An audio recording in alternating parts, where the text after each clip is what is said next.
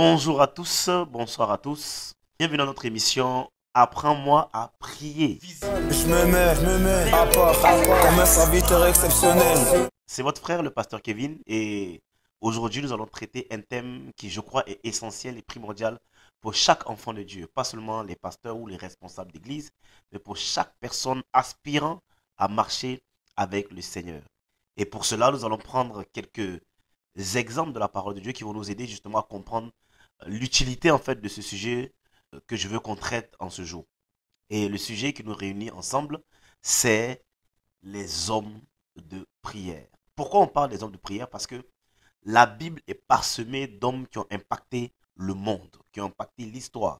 Pas seulement l'histoire chrétienne, mais le monde en lui-même. Parce que ces personnes-là ont appliqué un principe, ont vécu une vie assez incroyable en termes de proximité avec Dieu. Et il y en a tellement, il y en a tellement. Si on devait vous les citer, je pense qu'on finirait pas aujourd'hui. Parce que en passant par Adam lui-même lors de la chute, en continuant par son fils Abel, Seth et encore des milliers de personnes qui justement appliquaient ce principe-là, jusqu'à arriver à Abraham, en passant par Isaac, Jacob et tous les patriarches. Ils ont appliqué un principe que je veux qu'on traite en ce jour. Le principe, c'est quoi? C'est que l'homme, à la base, est un homme bon. Il est créé à l'image de Dieu et il est formé selon les desseins de Dieu. Dieu, en créant l'homme, c'est vraiment appliqué parce que c'est la seule fois où Dieu dit euh, que son œuvre est très bonne. Tu sais, quand Dieu dit que son œuvre est très bonne et que tu vois que les autres ils disent c'est bon, ça veut dire que cette dernière œuvre, qui est l'œuvre du sixième jour, est vraiment excellente. Et c'est normal. C'est l'œuvre, l'homme qui est fait à son image et à sa ressemblance. Ça veut dire que l'homme est une photocopie parfaite, copie conforme du Créateur. Donc c'est quand même assez fort. Mais malheureusement, cet homme s'est fait berner par quelqu'un, par l'ennemi, qui est le diable, le malin, ou le nom qu'on veut lui donner.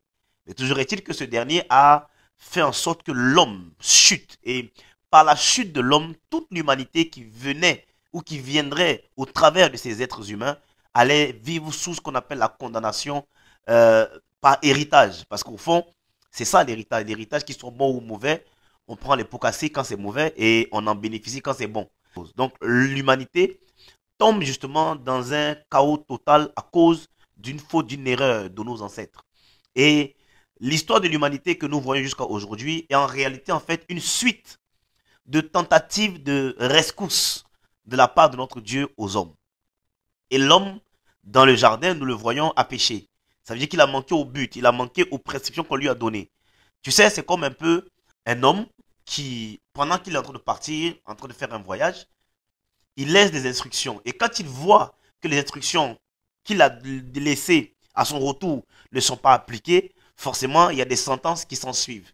C'est ainsi que justement l'homme à qui on avait laissé des instructions, malheureusement, perd de vue toutes ces instructions-là et puis tombe dans le péché. Quand il tombe dedans, il est séparé automatiquement de Dieu. Et la Bible nous dit que l'homme a été chassé du jardin. Et en réalité, le jardin, je veux que tu saches que ce n'est pas un lieu géographique. Le jardin, c'est simplement la présence de Dieu. Le jardin, c'est pas en Turquie, c'est pas en Mésopotamie ou quoi que ce soit. Le jardin, c'est la présence de Dieu. Donc, quel que soit le lieu où je suis capable, j'ai l'opportunité en tout cas et la possibilité d'apporter la présence de Dieu parce que, en réalité, la présence de Dieu de nos jours se fait ou se trouve à l'intérieur de celui qui veut recevoir Dieu. Ça veut dire que, quel que soit où je suis, je peux transporter Dieu parce que je suis appelé le temple du Saint-Esprit. Lorsque j'accepte le Seigneur, que je marche avec lui, je deviens un, un transport de la présence de Dieu. Parce que l'Esprit a besoin d'un corps pour se manifester, autant bon comme mauvais. Donc, si le Saint-Esprit s'est saisi de moi et m'a possédé, à quel grade d'être possédé par le Saint-Esprit, plutôt que d'être possédé par un démon. Donc, c'est ainsi que l'homme séparé de Dieu, malheureusement, se trouve dans une situation compliquée. Il est livré à lui-même, il fait ce qu'il veut, comme aujourd'hui, peut-être toi qui m'écoutes. Tu es livré à toi-même, tu fais ce que tu veux, tu vis comme tu veux. En réalité, il n'y a personne pour contrôler même ta vie. Personne. Personne pour te dire ce que tu as fait. Personne pour te conseiller, pour t'orienter. Parce que tu juges comme bon te semble. Tu fais comme tu veux. Il n'y a pas quelqu'un qui va te rectifier ou bien te corriger par rapport justement à un chemin que tu seras en train de prendre et qui serait justement un mauvais chemin. Alors, l'homme suit justement sa déchéance. Pendant toute cette déchéance, Dieu essaie de rétablir le contrôle parce que Dieu est dans sa parole. Donc Dieu ne peut pas se renier, Dieu ne peut pas te permettre à toi, homme, de pouvoir rester dans le jardin, donc dans la présence, en ayant une mauvaise vie. Dieu ne peut pas permettre que son fils, à qui il avait donné les instructions, puisse lui sauter, on va dire, la punition, pendant que d'autres là les subissent. Dieu est juste. Et dans sa justice, en fait, le fait qu'il ait chassé l'homme de la présence de Dieu a permis à l'homme d'avoir l'opportunité de pouvoir à nouveau renouer les liens avec Dieu. Et le fait de renouer les liens avec Dieu, c'est ce qu'on appelle la prière. La prière, c'est l'échange de l'homme terrestre avec l'homme céleste. La prière, c'est la conversation du visible vers l'invisible afin de prendre dans l'invisible ce dont le visible a besoin. Donc lorsque je viens dans la foi chrétienne et dans la marche chrétienne, je dois savoir quelle est l'importance de la prière parce que la Bible regorge de personnes, d'hommes qui justement ont compris le principe de la prière. Vous prenez un gars que vous connaissez tous, un gars comme David. David est un homme de prière et d'intimité. David ne prend aucune décision sans avoir consulté l'Éternel. Et tu entendras dans la Bible, dans tout le livre de 1 Samuel et même de Chroniques, et David consulta l'Éternel. Parce que David ne peut pas se permettre de poser une action sans consulter l'Éternel parce que l'Éternel a la meilleure réponse à son problème. Donc, la prière est essentielle. Et qui de mieux que notre Seigneur Jésus pour nous montrer ce principe-là? Quand vous lisez la Bible, Jésus a passé tout son temps à prier pour être en connexion avec Dieu. Dis-moi, si Jésus l'a fait, et nous? Si Jésus, lui, a réussi et nous a montré comment il faut prier, comment il faut jeûner. Regardez, les disciples ont posé une question que j'aimerais qu'on y réfléchisse un peu. Un jour, les disciples ont demandé à Jésus, apprends-nous à prier. Ils n'ont pas dit, apprends-nous à vivre bien un foyer stable. Apprends-nous les 20 clés pour avoir des maisons, pour avoir l'argent. Il a dit, ils ont demandé une seule chose. Apprends-nous à prier. Et c'est très profond ce qu'ils demandent en fait. Ce qu'ils sont en train de demander, c'est apprends-nous à être en connexion avec le ciel. Apprends-nous à être en connexion avec notre origine. Apprends-nous à être en connexion avec notre cité réelle. Apprends-nous à être en connexion avec notre source, là d'où nous venons. Donc en réalité, la prière te permet d'être en connexion constante avec le royaume des cieux. La prière te permet d'être en étroit échange avec le royaume des cieux. En réalité, aujourd'hui, la plus grande bataille, la plus grande victoire que le diable puisse avoir sur un enfant de Dieu, c'est de l'empêcher de prier. Si le diable t'a empêché de prier, tout le reste tu peux faire, hein. Mais si t'as empêché de prier, en réalité, tu as échoué. Tu as échoué à ta vie, tu as échoué à tout. Regarde, il n'y a plus rien qui va marcher parce que la prière est le seul moyen, je dis bien, la prière est le seul moyen qui te permet d'être en connexion avec le ciel. Parce que d'ailleurs, c'est par la prière que tu pourras te sacrifier. C'est par la prière que tu pourras te donner totalement. C'est par la prière que tu pourras faire tout le reste. Donc en réalité, quand il n'y a pas de vie de prière, quand il n'y a pas d'échange avec le ciel, tu perds le nord. Tu perds l'orientation véritable. Parce que la prière te permet de pouvoir être guidé. Tu vois, non? C'est-à-dire que le Dieu des cieux te guide. Quand les autres sont inquiets, toi tu n'es pas inquiet parce que tu as dû déjà parler avec le ciel. Le ciel t'a informé des événements à venir. Donc pourquoi tu vas avoir peur? Pendant que les autres s'inquiètent, toi tu es serein parce que tu as prié. Il y a beaucoup de personnes dans la Bible qui ont fait ça. Alors on va lire juste quelques récits de la Bible concernant ces beaux personnages qui sont au travers de la Bible. Alors, il y en a un qui m'a plu particulièrement, c'est Daniel. Alors on va lire ensemble Daniel, chapitre 6, au verset 10. La Bible dit, lorsque Daniel sut que le décret était écrit, il se retira dans sa maison où les fenêtres de la chambre supérieure étaient ouvertes dans la direction de Jérusalem. Et 3 fois le jour, il se mettait à genoux, il priait et il louait son Dieu comme il le faisait auparavant. Ça veut dire quoi, mes amis? Quand vous voyez le contexte de cette histoire, Daniel était jalousé par les hauts responsables à l'époque de la Perse. Parce que ces gens voyaient que Daniel avait trop de valeur, trop d'avantages, trop de faveur sur lui. Le roi le favorisait dans tout. Donc les gars ne comprenaient pas. Comment se fait-il? D'où il sort ce gars-là? Comment se fait-il que le roi le préfère à nous qui sommes avec lui depuis? C'est parce que Daniel servait le Dieu suprême, le Dieu puissant, le Dieu vivant. Et comment Daniel a eu toute cette faveur-là? Daniel a eu la faveur parce que il avait l'habitude d'être en connexion avec le royaume. Si tu as l'habitude d'être en connexion avec le royaume, je peux t'assurer d'une chose. Rien ne pourra te faire face. Parce que rien ne peut faire face à celui qui est spirituel, qui est céleste. Aucun terrestre ne peut l'atteindre. Rien de ce qui est sur la terre des hommes ne peut atteindre celui qui a une constante connexion. Pourquoi depuis là j'insiste sur le fait de connexion ou d'échange? Parce que souvent quand on dit prière, ça semble être un gros mot. Tu vois, non? Prière, c'est encore l'histoire de dire Seigneur, grand, je demande pardon pour ce que j'ai fait. Deuxième chose, je prie pour mon père, pour ma mère, pour mes enfants, pour mon frère, pour ma soeur. C'est pas ça la prière. La prière, c'est un échange, une discussion entre toi et le ciel. Un échange entre toi et le ciel. C'est ça la prière en fait. Et c'est vrai que quand on a dit prière, parce que la prière désigne en réalité un échange entre un inférieur et un supérieur.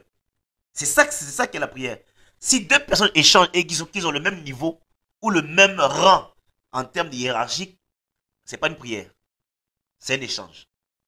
Mais la prière, c'est l'inférieur qui parle à un supérieur pour que le supérieur puisse répondre à l'inférieur. C'est ça qu'est la réelle prière. Et si je suis en connexion constante avec le supérieur, quand on me voit, on voit le supérieur. On ne voit plus seulement ma personne, mais on voit le supérieur parce qu'à force de parler avec le supérieur dépeint sur moi. Et je deviens quelqu'un d'autre. Je disais le 31 décembre, lorsqu'il y avait la traversée, on lisait, je crois, Exode, et puis je leur disais que la Bible dit que le visage de Moïse brillait jusqu'à les gens ne pouvaient pas regarder Moïse en face. Pourquoi? La Bible dit parce que Moïse avait parlé avec l'Éternel. Mes amis, il y a eu des hommes de prière qui ont impacté le monde, à l'instar de Moïse. Mais Daniel m'impacte particulièrement parce que Daniel ne priait pas parce qu'il avait un problème. Daniel ne priait pas parce qu'il avait un souci. Mais Daniel priait de manière habituelle. Donc en fait, qu'il y ait souci, qu'il n'y ait pas souci, Daniel continuera de prier. Qu'il y ait la paix, qu'il y ait la joie, qu'il y ait la tristesse, Daniel continuera de prier. Parce que la prière de Daniel ne dépend pas de ce qu'il vit. La prière de Daniel ne dépend pas de ce qu'il traverse. Mais la connexion avec le ciel de Daniel dépend simplement de l'amour qu'il a pour son Dieu. Donc aujourd'hui, les hommes de prière qui ont impacté le monde, voici un gars comme Daniel. Est-ce que vous savez que au travers de Daniel, Daniel a impacté tout un empire. Et je te vois impacter tout un empire. Je te vois impacter ta ville. Je te vois impacter ta nation. Parce que tu auras compris ce que c'est que la prière. La prière te permet de t'élever au-dessus de tout ce qui est terrestre. La prière te permet d'être en réalité, même dans le monde, même si dans le monde physique, tu étais seulement un petit bonhomme, une petite fille du quartier, dans le monde spirituel, tu pourrais être la gouvernante du quartier. Parce que tu auras compris que plus je cherche Dieu, plus je suis en connexion avec lui, plus il dépeint sur moi et je deviens en réalité la solution pour le lieu.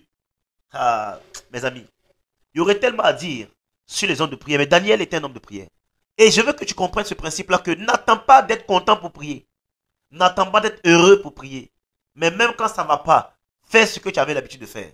La prière. Échanger avec Dieu. Méditer la parole. Mais surtout prier. C'est-à-dire que à prier en te disant que celui que je suis en train de prier là, il est réel, il est vrai. Alors, lorsque je vais lever la voix, je n'aurai pas de peur, je n'aurai pas de crainte. Parce que je sais qu'il répond aux prières. Je sais qu'il répond à celui qui lui parle. Parce qu'il est plus réel que toi et moi réunis. Daniel a prié. Et quand il a fini de prier, mes chers amis, on l'a mis dans la fosse au lion. On l'a mis dans la fosse au lion. Donc peut-être que tu peux avoir prié, puis juste tu t'apprêtes à prier, il y a des problèmes. S'il y a problème, c'est que tu n'es pas mal, tu es sur le bon chemin. Donc mes chers amis, la prière est le seul élément qui va vous permettre de pouvoir impacter la terre des hommes. La prière change l'être humain. Ça va pas? Tu n'arrives pas à vivre pleinement la sainteté, la pureté? Prie. Dieu va t'aider. La Bible dit, dans le livre de Marc, chapitre 11, versets 23-24, tout ce que vous demandez en priant, croyez que vous l'avez reçu et vous le verrez s'accomplir. Tout ce que je vais te demander, tout ce que tu vas demander, Seigneur, j'ai du mal à fuir le péché, aide-moi, Dieu va t'aider. Seigneur, j'ai du mal à pardonner, aide-moi à pardonner, Dieu va t'aider à pardonner. La prière sert à transformer l'homme et faire de lui une créature totalement nouvelle, changer, transformer. Et voici un Daniel qui, justement, après avoir été impacté par Dieu, devient une solution pour tout un empire. Puisses-tu être une solution pour toute une ville, tout un pays.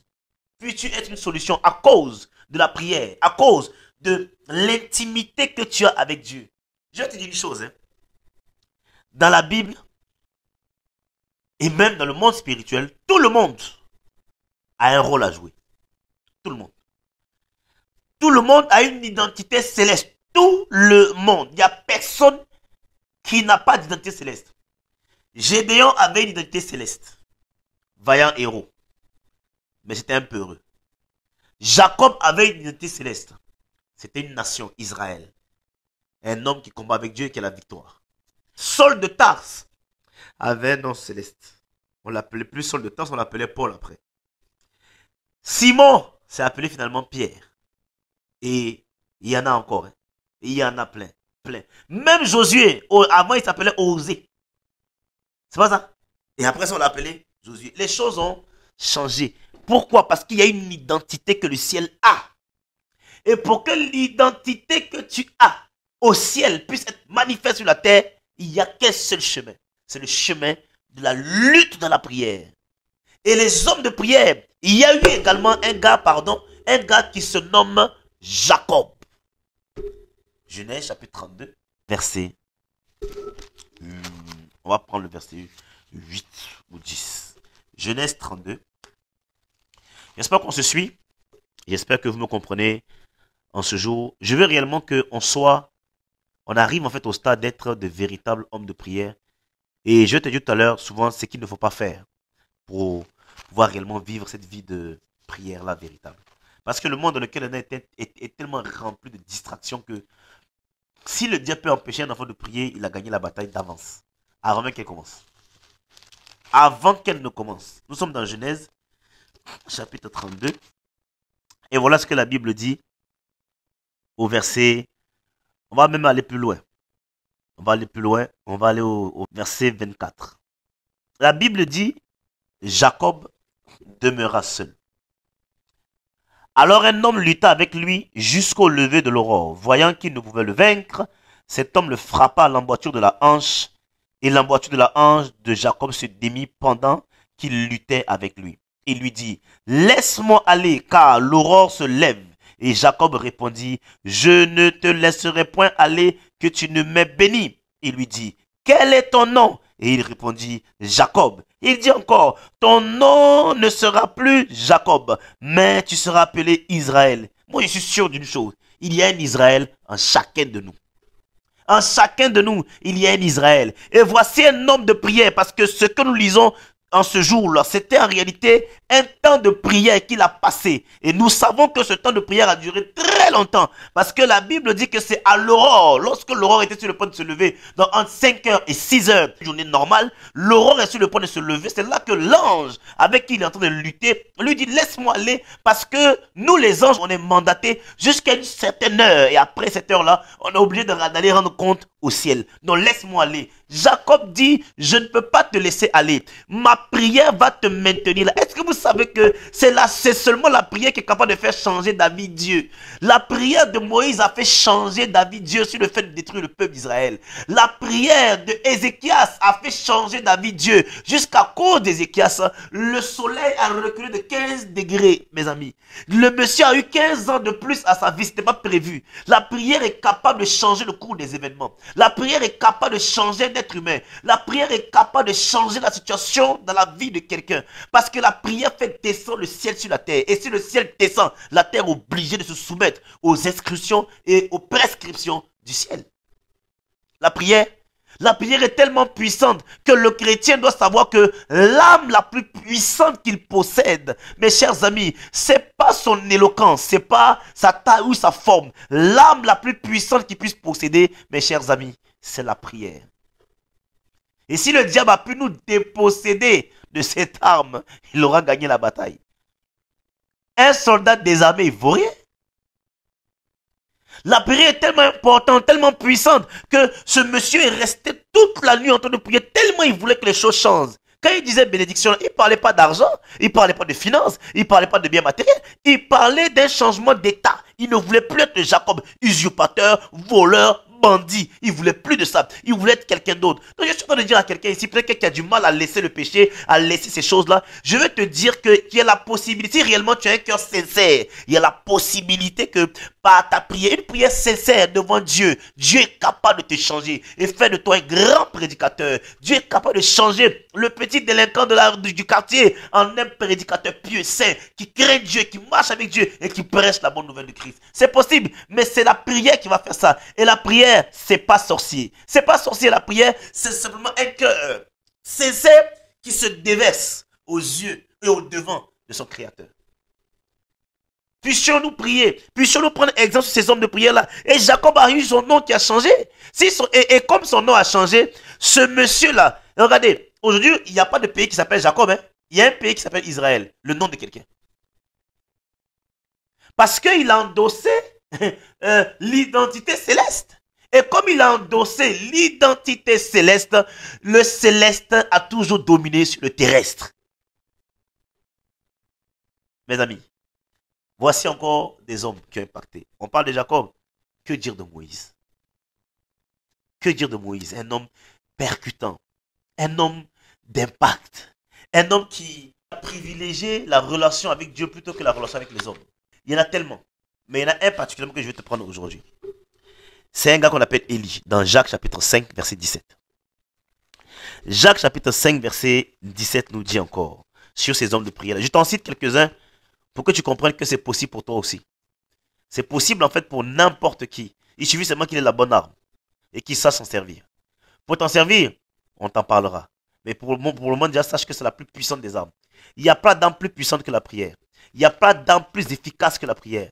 La prière seule est capable de faire changer la bouche de Dieu. Sais-tu que c'est la prière seule qui a fait dire un jour à Dieu, je me répands du mal que je voulais faire à Israël. Dieu n'a jamais dit ça à quelqu'un, à part un homme qui a prié. Tu te rends compte, l'être humain, quelqu'un d'insignifiant, et qui élève la voix, qui parle au Créateur. Et le Créateur dit, je me répands du mal que je voulais faire. Quoi? Ça veut dire quoi? Ça veut dire que la prière transcende toutes les dimensions. La prière va jusqu'au cœur de Dieu. Et Dieu entend les prières. Et il les exauce, mes amis. Dieu entend les prières. Il suffit seulement d'avoir un cœur sincère. Et je vous assure que c'est parce qu'aujourd'hui, il y a un problème de sincérité dans le cœur. En fait, tout est devenu mécanique. Tu sais, tout est devenu mécanique. Je te parle de ces hommes-là parce que ces hommes-là n'ont pas fait les choses de manière mécanique. Ces gens-là se sont donnés réellement à la vie de prière. Ces gens-là ont refusé d'être cités parmi les célébrités du monde et accepté justement la maltraitance et toutes ces choses-là, pourvu qu'ils soient approuvés de Dieu. C'est une vie qu'on choisit. Hein? La vie de foi, la vie chrétienne, c'est une vie choisie. Ce n'est pas une vie imposée, c'est une vie choisie. Mais quand tu l'as choisie, choisis-la bien. Jeunes gens qui écoutaient encore ce message en ce jour, si vous avez choisi de marcher avec Christ, pardon, choisissez bien de marcher avec Christ. Et faites ce qu'il faut pour que justement le nom de Christ soit glorifié au travers de vous. Et pour que vous puissiez endosser l'identité du ciel. Vous avez véritablement besoin d'être en connexion avec le ciel. Sinon, comment recevrez-vous l'information?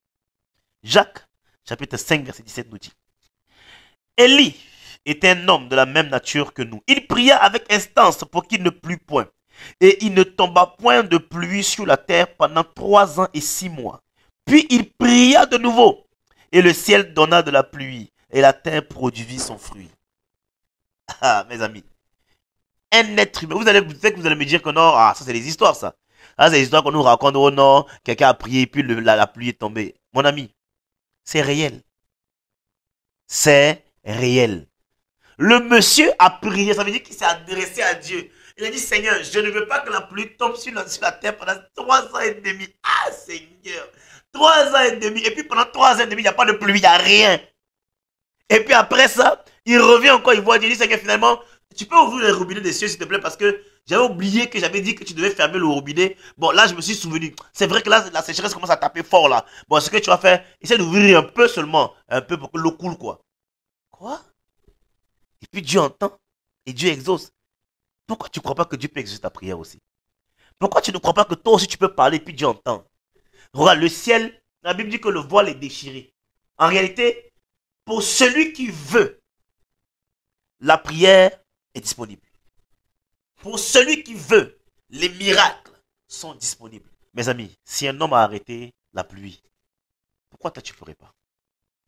Des hommes de prière, il y en a eu tout au long de la Bible. Tout au long de la Bible. Et même encore aujourd'hui, dans nos contemporains, il y a des hommes de prière. Ou jusqu'à un jour, comme ça, un homme a dit, donne-moi l'Écosse, ou tue-moi. Il a prié parce qu'il voulait que les âmes de l'Écosse soient sauvées. Et Dieu lui a accordé ce qu'il a demandé. Tu peux aussi prier pour ta ville et dire, Seigneur, je veux être compté parmi ces hommes de prière qui ont osé élever la voix vers le trône saint de Dieu. Et Dieu leur a répondu. Et parce qu'ils ont élevé la voix, Dieu a répondu de manière favorable. Favorable. Je répète encore, la prière vous fait endosser le manteau céleste pour impacter le terrestre. Le même Daniel dont je vous parle là, pour revenir à ce Daniel là, Daniel a eu à prier et jeûner pendant 21 jours. Et on te dit qu'après 21 jours, Dieu vient lui donner une réponse. Mais avant qu'on lui donne la réponse, il y avait un combat dans le ciel. Et le combat qu'il y a eu dans le ciel, c'était un combat parce que le diable ne voulait pas qu'il y ait une information qui descende du ciel concernant la prière de Daniel. Donc vous vous rendez compte que, en fait, la prière te permet d'avoir des informations que seul le ciel a. Que les hommes n'ont pas. Il y a des moments là où le pasteur de ton église ne peut pas t'aider à prier. Toi seul, Dieu t'attend quelque part. On dit quand tu veux prier, rentre dans le lieu secret. Là-bas, là, tu es seul. Tu fermes la chambre, tu fermes la fenêtre, la porte, tout. Parce que Dieu veut avoir un échange personnel avec toi. Puisses-tu comprendre que dans le temps dans lequel on est, il y a une nécessité pour les enfants de Dieu de ne pas être dans le paraître, mais d'être dans l'être. Être réellement sincère avec Dieu. Être réellement en un avec Dieu, en communion avec Dieu, comme Jésus l'a été, comme l'apôtre Paul l'a été, comme Pierre l'a été. Être en intimité étroite avec le Seigneur. Parce qu'en étant en intimité étroite avec le Seigneur, mes amis, on pourra bénéficier des caractéristiques célestes pour impacter la terre sur laquelle nous sommes. Il n'y a aucun homme qui puisse prier et qui n'ait pas de résultats. Je ne crois pas en ça. Je ne crois pas en ça. Je crois plutôt que quand un homme prie, il y a réponse parce que Dieu existe et il répond aux prières. J'aimerais te demander, dis-moi, est-ce que tu crois que Dieu existe? Non, mais j'ai prié et j'ai pas reçu de réponse. Donc moi je suis fâché, je viens plus à l'église, je fais plus ça. Les hommes de prière ne sont pas ceux qui se découragent parce que Dieu n'a pas répondu. Même s'il n'a pas répondu, il a déjà assez fait. Une femme a chanté un jour, même si tu ne fais rien d'autre pour moi, tu en as déjà assez fait. Puissions-nous, ensemble, mes chers frères et sœurs, comprendre que ces hommes de prière ont impacté le monde et on les cite aujourd'hui parce qu'ils ont eu à avoir une intimité avec Dieu. N'attends pas qu'il y ait un problème. N'attends pas qu'il y ait une situation compliquée pour prier. Mais dès maintenant, tu peux le faire. Commence à chercher Dieu petit à petit, petit à petit, petit à petit. Et fais de la prière un mode de vie. Et je veux dire à quelqu'un ce soir, n'est pas des temps de prière, est une vie de prière. Soyons comme cet homme de prière, Daniel, qui a lui seul a impacté 2 générations d'empire. Darius, et puis Cyrus après. Donc tout le royaume de Perse sur combien de générations, combien d'années? Par la vie de Daniel, tous ces royaumes-là ont cru au Dieu d'Israël, au Dieu vivant. Par toi aussi, ton quartier peut croire en Dieu. Par toi, ta ville peut croire en Dieu. Si seulement tu as compris qu'il faut être un homme de prière. Les hommes de prière, il y en a encore. Ils ont changé le cours du temps. Les hommes de prière, Moïse lève les mains comme ça. Quand il lève les mains, Israël a la victoire. Quand il baisse les mains, Israël n'a plus la victoire. Homme de prière. Les hommes de prière. Pierre arrive un jour comme ça dans la maison de Corneille, il élève la voix, il prie. Pendant qu'il est en train de prêcher, la Bible dit que quelque chose sort de Pierre et puis touche tous les gens qui habitent dans la maison de Corneille. Et puis tous les gens sont sauvés. Ils reçoivent le salut de leur âme. Tu veux encore les hommes de prière? Ézéchias a pleuré. Il dit, Seigneur, souviens-toi de ce que j'ai fait dans ta maison. J'ai chassé, j'ai détruit tous les hauts lieux, j'ai détruit tous les hôtels de Baal et j'ai ramené le culte véritable. Seigneur, tu ne peux pas me tuer comme ça. Oh, tu ne peux pas me tuer comment? Toi, tu vas me tuer comme ça? Asseyons, on va discuter le vieux. Discutons. Là, il y a problème. Tu me dis d'aller dire au revoir à ma maison. Ah non, on va s'asseoir, on va discuter. La prière est le seul élément qui te permet de causer avec Dieu et d'échanger avec Dieu. Rappelle-toi de ça. La prière est le seul élément qui te permet de causer avec Dieu, d'échanger avec Dieu. Et quand tu échanges avec Dieu, tu peux souvent même dire, faut voir la situation quoi, tu vois, non? Ça dit que si tu pouvais essayer de revoir le cas là, parce que tu as dit demain je vais mourir, essaie de rajouter un peu plus quand même, pour que je voie moi mes enfants se marier quand même. Et puis Dieu peut dire, ok d'accord, j'ai compris, bon, comme tu insistes, d'accord, il n'y a pas de problème. Mes amis, c'est possible que par la prière. Il faut qu'ensemble, on comprenne ce principe-là, des hommes et des femmes de prière. Alors je prie avec toi ce soir, et je dis Seigneur, fais de chacun de tes enfants que nous sommes des hommes et des femmes d'intimité. Pas l'intimité du paraître devant les gens, où je prie parce qu'il y a des gens. Je suis éloquent comme il y a des gens. Mais cette prière intime où seul à seul tu te rencontres avec tes enfants et tu les instruis, tu les fais grandir. Je prie que celui qui sera en train de regarder ou celle qui sera en train de regarder cette émission comprenne l'idée de la connexion et de la relation avec le Très-Haut. L'idée d'une relation constante, pas une relation, c'est-à-dire de gloire d'un moment, mais une relation constante, une relation durable, une relation éternelle avec le trône de gloire, avec le roi de gloire. Seigneur, je prie que tu fasses de chacun de tes enfants des hommes et des femmes de prière, d'intimité, Seigneur Dieu de gloire, qui ne se font pas berner, ni avoir, ni distraire par le monde et ce qui les renferme, mais qui restent focalisés, concentrés sur leur relation avec Dieu et leur intimité avec ce dernier. Seigneur, puisses-tu nous aider à réellement nous démarquer de ce monde dans lequel nous vivons et que nous soyons des hommes et des femmes dignes de ton royaume, Seigneur Dieu de gloire, et au service de ce dernier. Au nom de Jésus. Amen. Sois béni et on se retrouve très vite